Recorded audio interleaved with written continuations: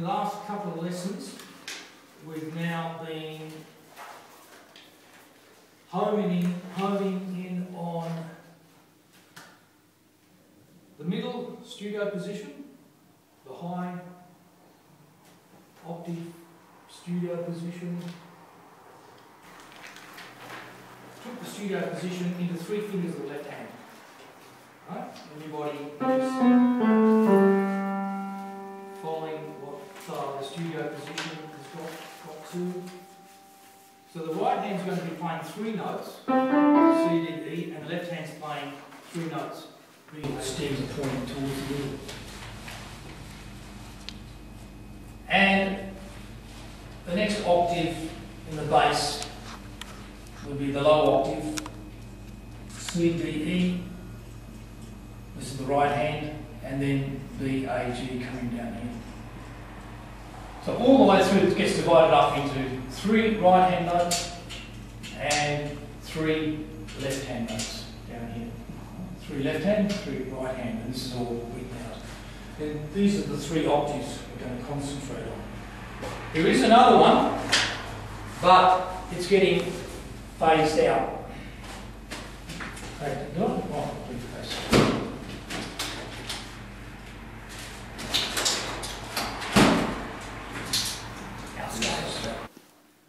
We've got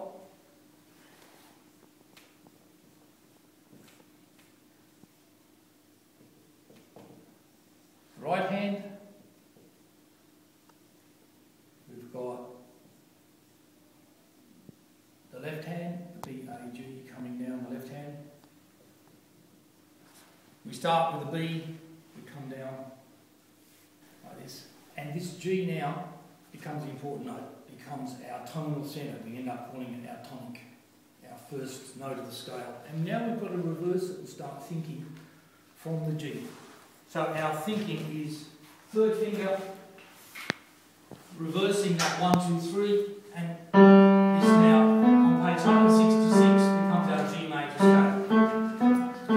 And all the notes now gravitate musically down to that G. So clear the head.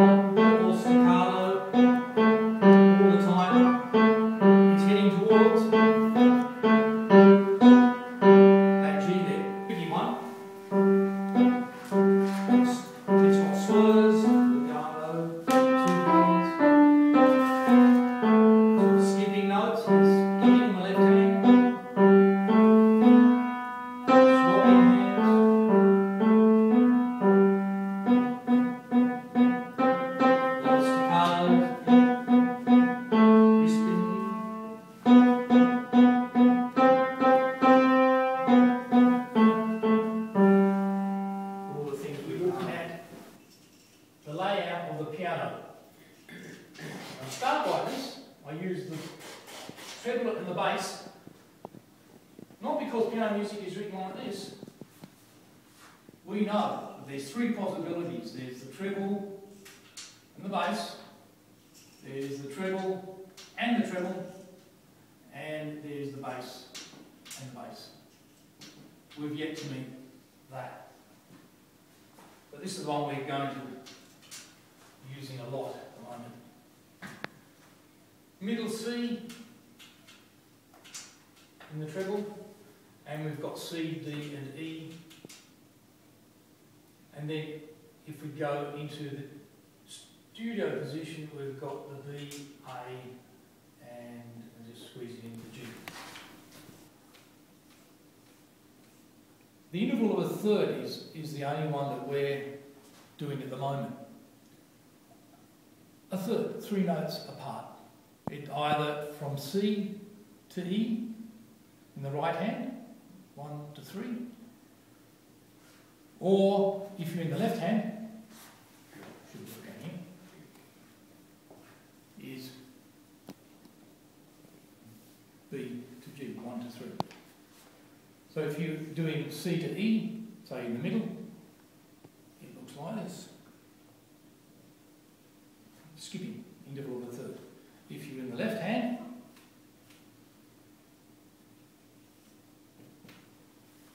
then it's B, well let's do it in the same octave, middle octave, B to G. Right, 1, 3. Back to the D again, right hand second finger D, coming down 1 note, changing hands, left hand, back again, repeat it,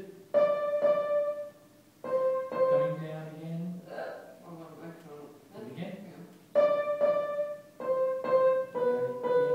Good, now you're doing that skipping fifth. And you don't remember, you've got the finger in, you've got the left hand, right hand.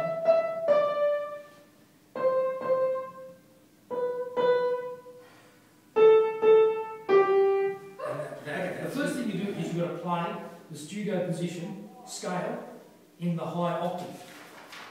You've got to be able to play that. If you can't work out the position that you're in, the scale, you're completely at a loss. You haven't got any reference.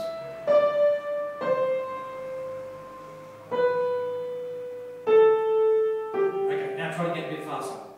You have to get the notes going, so you know exactly what your fingers are doing in the scale.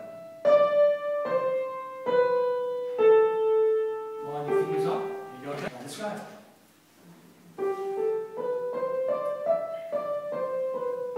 That's it. Now notice how she played it in one sweep. Why? Because you know what a scale is. Yeah, this is the sight reading mode. You do the scale first. Okay. You line your fingers up.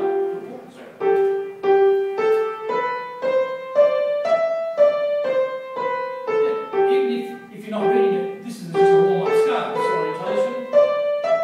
Maybe you're not looking at every single note, you're just following it. Get your fingers working, right? That's what scale does. Now looking at the interval. Is skipping between G and E. Microstudy is the quickest way to learn something. You do it there, and you've covered it every time you do the sixth, the interval of the fourth. Right? The very first time you study something in microstudy, it covers every time you get to it. You're not just covering it just for that little piece, because once you've learned it, you've taught yourself what that interval is. You'll meet it again and again and again and again, and every time you meet it, it's the same thing. Slow down, so you're looking ahead.